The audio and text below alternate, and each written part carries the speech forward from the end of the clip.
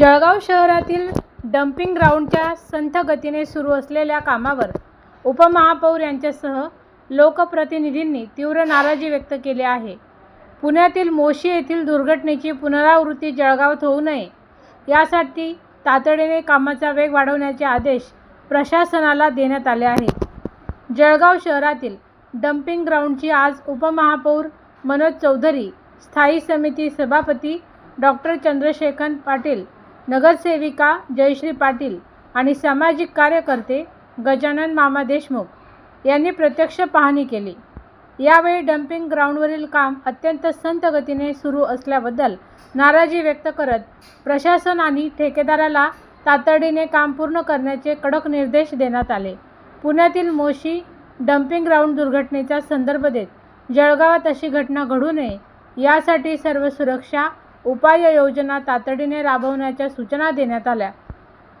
लोकप्रतिनिधींनी नागरिकांच्या सुरक्षेची कोणतीही तडजोड केली जाणार नसल्याचा इशाराही प्रशासनाला दिला.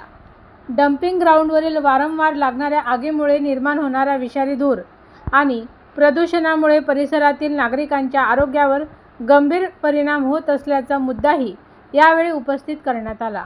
पाहणी दरम्यान मनपाचे आरोग्य, पर्यावरण आणि अभियांत्रिकी विभागाचे अधिकारी तसेच संबंधित ठेकेदार उपस्थित होते. परिसरातील नागरिकांनीही आपल्या अडचणी आणि तक्रारी लोकप्रतिनिधी व अधिकाऱ्यांसमोर मांडल्या. डम्पिंग ग्राउंडच्या कामात कोणतीही दिरंगाई न करता ते युद्ध पातळीवर पूर्ण करण्याचे निर्देश प्रशासनाला देण्यात आले आहे.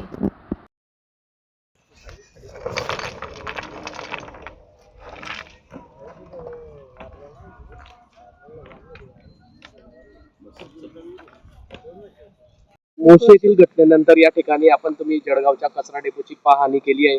तशीच घटना जळगावातही घडू शकते, उपाययोजना करण्याच्या सूचना दिल्या आहे महापालिकेच्या. बघा, त्याच अनुषंगाने आम्ही आज इथं सगळ्यांनी व्हिजिट केलेली आहे. मी असेल, डॉक्टर चंद्रशेखर पाटील असतील, जयश्री पाटील असतील किंवा देशमुख मामा असतील.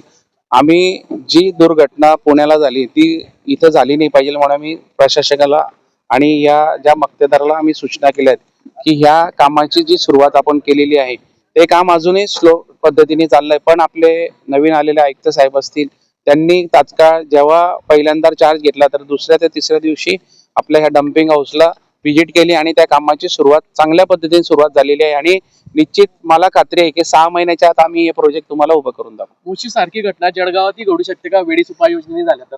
असं होणार नाही, त्याचीच काळजीसाठी आम्ही इथं आलो आहेत.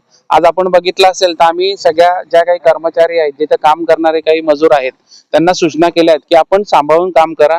1 दिवस 2 दिवस काम उशिरा झाले तरी चालेल, पण जीवितहानी झाली पाहिजे नाही याची आम्ही काळजी घेऊ. निश्चित वारंवार या संदर्भात आपण महानगरपालिकेत लढा देत असतात. कचऱ्याचा जो डेपोचा विषय आहे, या परिसरातील नागरिकांना आरोग्यावर देखील मोठा परिणाम झालेला आहे. कुठेतरी महानगरपालिकेचे जे अधिकारी आहे, प्रशासकीय अधिकारी आहे, कुठेतरी हलगर्जीपणा करताना दिसून येते आपल्याला. हे बघा, आपण म्हणतात ते खरं आहे की या परिसरात 2 ते 3 किलोमीटरच्या परिसरात खूप धुरेचं साम्राज्य असतं आणि लहान मुलांना दमाचे आजार असतील किंवा आमच्या परिसरामध्ये कॅन्सरचे पेशंट सुद्धा आता आढळून येत आहेत. तर आम्ही प्रशासनाला वारंवार सूचना करून पण आता प्रशासन सज्ज झालंय आणि काम करायलाही तयार आहे. नवीन आयुक्त साहेब आलेले आहेत, त्याच्यासोबत जी काही खालची टीम असेल अधिकाऱ्यांची ती काम करते. आणि मक्तेदाराला सुद्धा आम्ही नोटीस सुद्धा आपल्या साहेबांनी इश्यू केल्या आहेत. याच्यापुढे त्यांना सांगितलं की तुम्हाला ब्लॅक लिस्ट सुद्धा केल्या जाईल कधी तुम्ही कामाची विलंब केला तर. मोशी सारखी घटना जळगावात घडू नये म्हणून अधिकाऱ्यांना सूचना दिल्या. 100% मोशी सारखी ज्या पुण्याला जी दुर्घटना झाली त्याच्याच अनुषंगाने आम्ही आज इथं व्हिजिट केली होती आणि त्या अधिकाऱ्यांना सूचना केल्या आहेत की इथं दुर्घटना होणार नाही याची काळजी आपण घेतली पाहिजे.